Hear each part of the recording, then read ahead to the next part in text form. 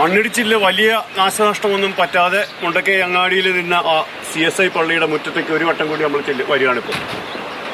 ഈ പള്ളിയുടെ മുന്നിൽ ആദ്യത്തെ ദിവസം നമ്മൾ കയറി വന്നത് ഏതാണ്ട് മുട്ടിന് മീതെ ചെളി ചവിട്ടി കടന്നു വന്നതായിരുന്നു.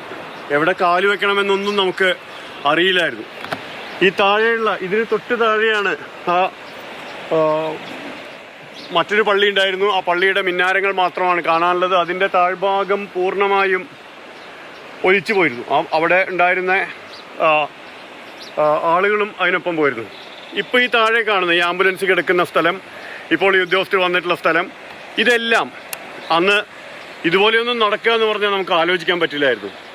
ഇപ്പോൾ ഈ ജനകീയ തെരച്ചിലിന് വരുമ്പോൾ ഈ കെട്ടിടങ്ങൾ, ഇപ്പോൾ തൊട്ട് താഴെയുള്ള ഈ കെട്ടിടത്തിനുള്ളിലാണ് അന്ന് പോലീസിന്റെ കടാർ ഡോഗ്സ് വന്ന് പരിശോധന നടത്തിയത്. മായയും മർഫിയും വന്ന് പരിശോധന നടത്തിയത് ഇവിടെയാണ്. അതിനുള്ളിൽ ജീവന്റെ ഒരു ചലനമുണ്ട് എന്നറിഞ്ഞ് സംശയം പ്രകടിപ്പിച്ചുകൊണ്ട് അന്ന് വിശദമായ പരിശോധന നമ്മൾ നടത്തിയിരുന്നു.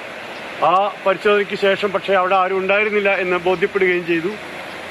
അതിന് താഴെ ഇപ്പോൾ ആ വീട് പൂർണ്ണമായും പോയിരിക്കുന്നു. ആ സുദേവന്റെ വീടാണ്. 5 പേരാണ് അവിടെ ഇല്ലാതായത്.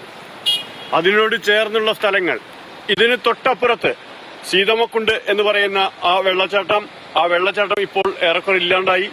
അവിടെ വന്നടിച്ച്, മുകളിൽ നിന്ന് കാണാം ഉരുൾപൊട്ടി ഒലിച്ച് അവിടെ വന്നടിച്ച് ആ കുന്നിൽ തട്ടി തിരിച്ച് മുണ്ടക്കൈ അങ്ങാടിയിലേക്ക് കയറുകയായിരുന്നു.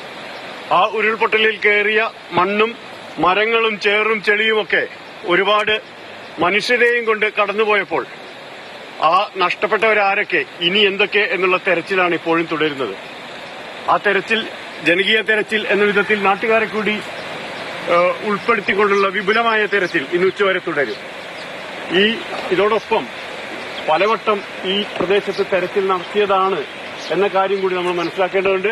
പക്ഷെ എന്നാലും പ്രിയപ്പെട്ടവരുമായി ബന്ധപ്പെട്ട എന്തെങ്കിലും കിട്ടാനുണ്ടോ എന്നുള്ള ഒരു അന്വേഷണം കൂടി നടത്തുകയാണ്. നമുക്ക് കാണാം വിവിധ സന്നദ്ധ പ്രവർത്തകർ അന്ന് രൗദ്രഭാവത്തിൽ വന്നിരുന്ന ആ നദി, ഈ മുണ്ടക്കൈ തോട് എന്നാണ് ഇവിടെ പറഞ്ഞിരുന്നത്. ഇത് താഴെ ചൂരൽമലയിൽ എത്തുമ്പോഴാണ് അത് പുന്നപ്പുഴയായി മാറുന്നത്. അവിടെ നിന്ന് കള്ളാടിപ്പുഴയാകുമ്പോഴാണ് കുറച്ചുകൂടി രൗദ്രഭാവം അതിന് വരാറുള്ളത്. ആ തോട് പഴയതുപോലെ തന്നെ ശാന്തമായി ഒഴുകുന്നു. ഈ പ്രദേശത്ത് ഇത്തരമൊരു അപകടം ഉണ്ടാകുമെന്ന് ഒരാളും കരുതിയിരുന്നതല്ല. പക്ഷെ അന്ന് പറിച്ചെടുത്തുകൊണ്ടുപോയ പ്രാണനുകളെയൊക്കെ അതിനപ്പുറത്ത് ആരുടെയെങ്കിലും 100-ലേറെ പേരെ ഇനിയും കണ്ടെത്താനുണ്ട്.